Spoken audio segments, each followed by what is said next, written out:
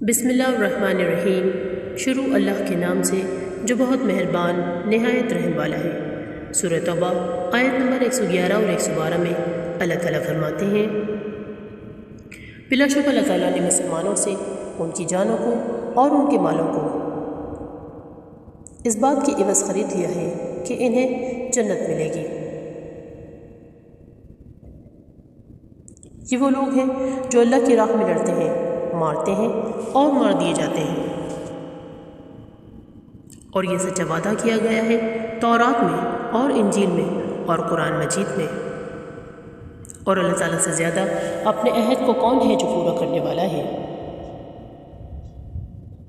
تو تم لوگ اپنے ساتھ اللہ کے اس وعدے پر خوش ہو جاؤ اور خوشی مناؤ، بے شک یہ بہت ہی بڑی کامیابی ہے۔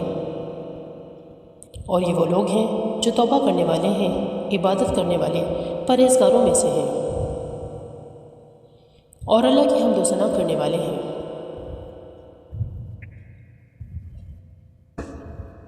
روزہ رکھنے والے ہیں اور راہ حق میں سفر کرنے والے ہیں، رکوع اور سجدہ کرنے والے ہیں، نیک باتوں کی تعلیمات دینے والے ہیں، اور بری باتوں سے لوگوں کو باز رکھنے والے ہیں، اور اللہ کی حدود کا خیال رکھنے والے ہیں۔ ایسے مومنین کے لیے خوشخبری ہی خوشخبری ہے۔